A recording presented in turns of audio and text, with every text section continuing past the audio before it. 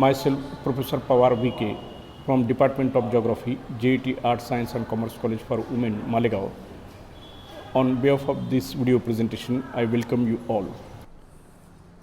Dear students, in today's topic of our video presentation is ozone layer depletion. C.F. Schonbein discovered ozone and stated that it is a 3-atom isotope of oxygen and merely a triatomic form of oxygen. There is O3.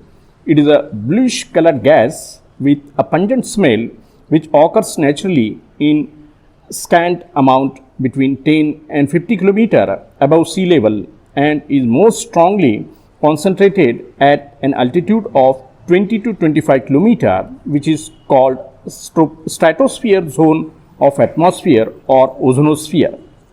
Ozone is considered as a protective shield and Earth's umbrella because it prevents ultraviolet solar radiation from reaching the Earth's surface.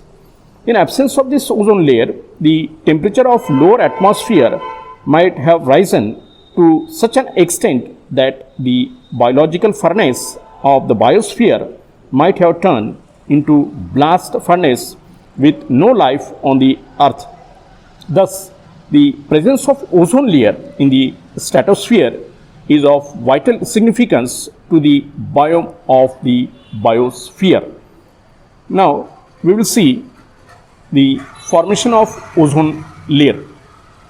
Ozone gas is unstable and the creation and destruction of ozone gas is a gradual and continuous natural process.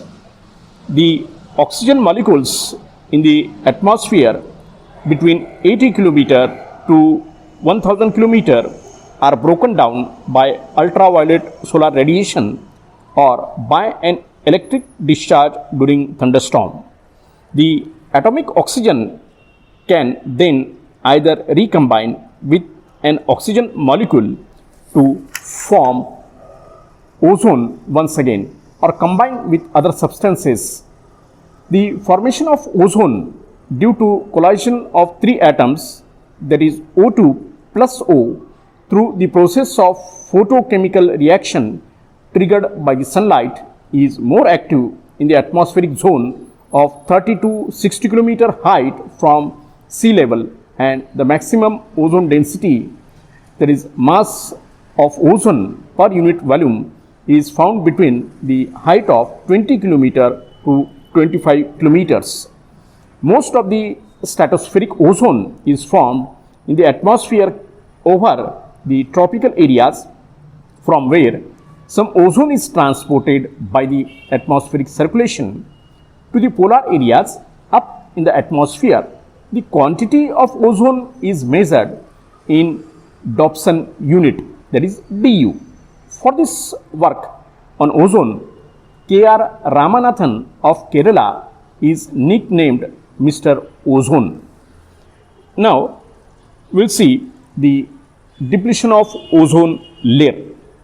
The British Antarctic Survey team led by the Joseph Foreman provided first-hand evidence of ozone depletion over the Antarctica in 1985 and discovered ozone hole.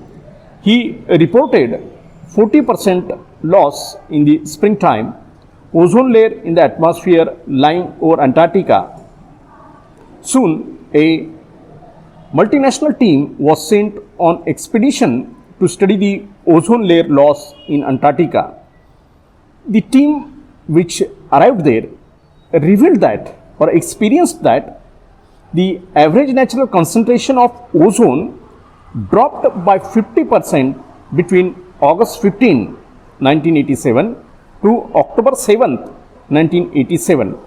They also found that in some patches the ozone concentration dropped by 100%, which resulted in the formation of ozone-less patches, now called as ozone holes. The startling revelations of ozone hole shocked the world community, and soon a Montreal Protocol on substances that deplete the ozone layer was signed in September 1987 by 35 countries.